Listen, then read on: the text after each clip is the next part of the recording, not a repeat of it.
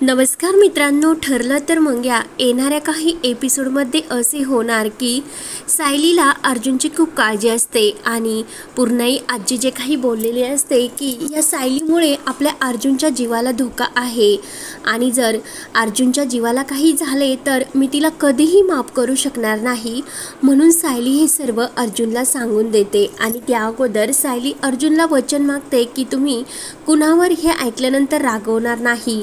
तेव्हा अर्जुन म्हणत असतो की नाही. तेव्हा सायली सर्व सांगते तर लगेच अर्जुन म्हणत असतो की पूर्णाई आजीला हे का समजत नाही की जर माझ्यावर होणारा हल्ला हा सायलीवर झाला म्हणजे सायलीमुळे माझे प्राण वाचले की नाही हे पूर्णाई आजीच्या का लक्षात येत नसेल. त्यामुळे अस्मिताने जे पूर्णाई आजीचे कान भरलेले असतात तर पूर्णाई आजीला वाटत असते की माझ्या अर्जुनला खरंच खूप जीवाला धोका असेल, म्हणून मी दिव्याच्या मंदिरात जाते आणि अर्जुनसाठी प्रार्थना करते. तेथे गेल्यानंतर जे काही तेथे लोक असतात त्यांच्यासाठी मी पंगतसुद्धा देते अशी तिची इच्छा असते, म्हणजे नक्की आपल्या अर्जुनच्या ह्या जीवाला काही धोका राहणार नाही आणि दिव्याही आपल्या अर्जुनचे रक्षण करेल अशी तिची इच्छा असते. त्यानंतर कार्यक्रमाची वेळ ठरलेली असते आणि सर्वजण मंदिरात जाण्यासाठी निघलेले असतात. तर सायली खूप छान तयार होऊन खाली येते. सर्वजण एकटक नजरेने सायलीकडेच बघत असतात. तर कल्पना म्हणते की अर्जुन, तुझी बायको तर खूपच सुंदर दिसते रे, आणि तिला कुणाची दृष्ट नको लागायला, म्हणून कल्पना ही खुश होऊन सायलीची दृष्ट काढते. अर्जुनचे एकटक लक्ष सायलीकडेच असते. तेव्हा मात्र सायली ही जायला निघलेली असते आणि जाताना पूर्णाई आजीचे दर्शन घ्यायला लागते. पण पूर्णाई आजी मात्र रागाने सायलीला काही दर्शन देतच नाही. तर पूर्णाई आजी ही सायलीला बाजूला लोटते. तेव्हा मात्र सर्वांचे लक्ष हे सायलीकडे असते. तेव्हा सायली म्हणत असते की पूर्णाई आजीने काही केले नाही, कारण मला धक्का लागल्यामुळे मी बाजूला थोडेसेही पडले. तेव्हा मात्र सर्वांना समजलेले असते की पूर्णाई आजीने हे मुद्दाम सायलीला ढकलले. अर्जुन हा पूर्णाई आजीवर भडकलेला असतो. पूर्णाई आजी मात्र रागवलेली असते आणि कल्पनाला तर पूर्णाई आजीच्या या वागण्याचा त्रास होतो.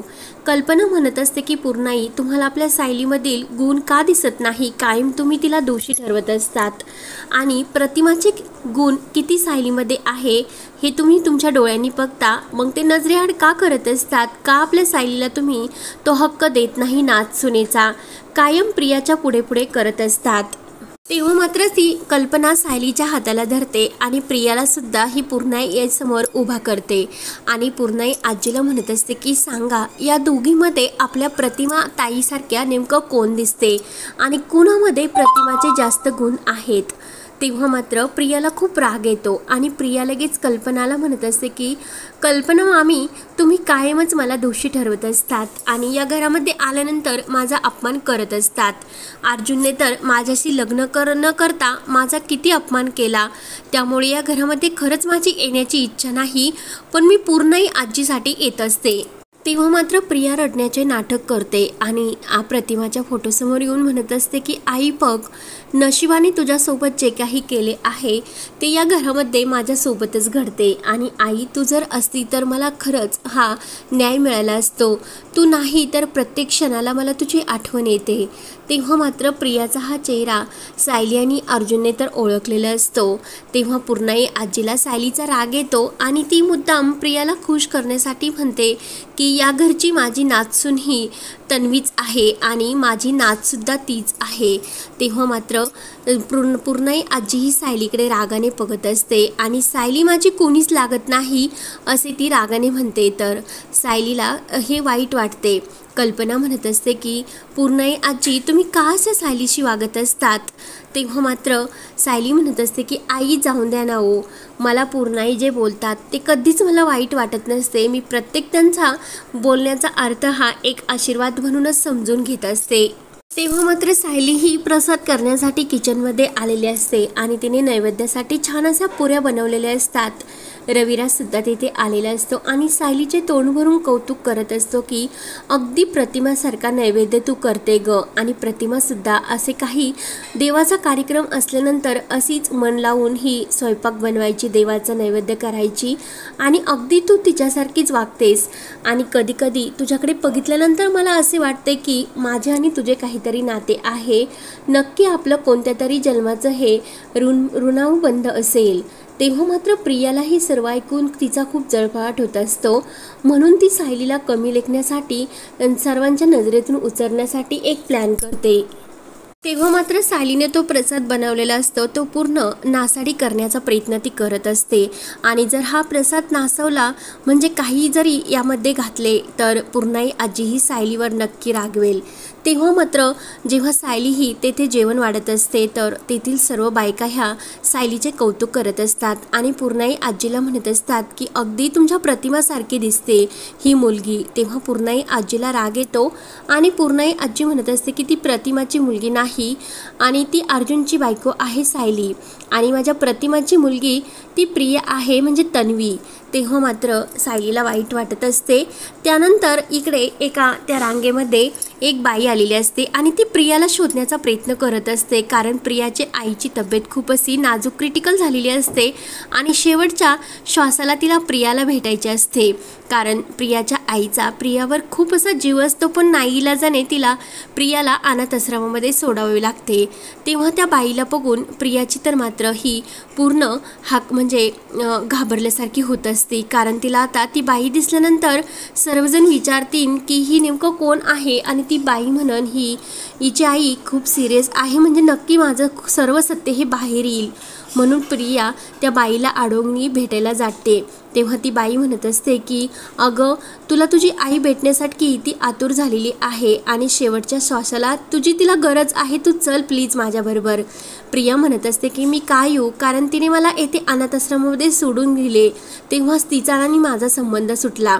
तेव्हा मात्र सायली हे सर्व त्यांचे बोलणे ऐकत असते आणि सायलीला खूप मोठा असा धक्का बसलेला असतो। तेव्हा प्रिया मात्र त्या बाईला तिथून काढून देण्याचा प्रयत्न करत असते। सायलीने सर्व काही ऐकलेले असते आणि प्रियाने ह्या प्रसादामध्ये नक्की काहीतरी कालवले हे तिच्या लक्षात येते। तेव्हा मात्र ती जी काही बाई ही प्रियाला भेटण्यासाठी आलेली असते तिला समजलेले असते की या प्रसादामध्ये काहीतरी विष कालवले, म्हणून ती सायलीलाही सांगण्याचा प्रयत्न करते। प्रियाने मात्र त्या आई म्हणजे त्या आईला भेटायला नेणाऱ्या त्या बाईला ढकलून दिलेले असते। तेव्हा मात्र सायली तिला उचलते आणि तुम्ही व्यवस्थित तर आहात ना असे विचारते आणि तिला पाणी पिण्यासाठी देते। तेव्हा मात्र तेथील काही बायका म्हणत असतात की नक्की तुम्ही मागच्या जन्मीचं काहीतरी पुण्य केले असेल म्हणून तुम्हाला सायलीसारखी सून मिळाली। तेव्हा मात्र ते बोलणे ऐकून प्रियाचं तर आणखीन जळफळाट होत असतो। त्यानंतर लगेच ती आणि त्याच वेळेस प्रियासमोर ती बाई आलेली असते तर प्रिया तिला म्हणत असते की भिकाऱ्यासारखं माझ्याकडे 3दा पैसे मागण्यासाठी येत असते, भिकारी आहे की काय, आणि मी भिकाऱ्यांना कधीही भीक देत नाही, म्हणून प्रिया मुद्दाम त्या बाईचा अपमान करत असते। तेव्हा मात्र त्या बाईने तो प्रसाद खाल्लेला असतो आणि तिला लगेच चक्कर येऊन ती खाली पडते आणि हे सर्व सायलीला समजलेले असते। तेव्हा मात्र सायली ही प्रियावर खूपच रागावते आणि आज तुझ्यामुळे किती लोकांचे जीव गेले असते हे प्रिया तुला समजते का, म्हणून सायली ही पोलिसांना फोन करते आणि प्रियाला घेऊन जाण्यासाठी सांगत असते। तर प्रियाला घेऊन जाण्यासाठी पोलीस आलेले असतात, मात्र रविराज हा खूप रडत असतो आणि तो म्हणत असतो की सायली आत्तापर्यंत मला माझ्या नशिबाने काहीच साथ दिली नाही, आत्तापर्यंत नशिबात खूप संकट आली आणि त्या संकटामध्ये माझी प्रतिमा आणि मुलगी माझ्यासोबत नाही, पण आता योगायोगाने माझी मुलगी तर परत आली, पण तिला ही पोलिसांच्या ताब्यात प्लीज देऊ नको। सायलीला तर वाईट वाटत असते आणि अर्जुनला सुद्धा। तर रविराज त्यांच्या समोर हात पसरवतो, कारण रविराजला सुद्धा माहिती नसते की आपल्या घरात राहणारी आपली मुलगी म्हणजे ही तन्वी नाही तर ती खोटी प्रिया आहे।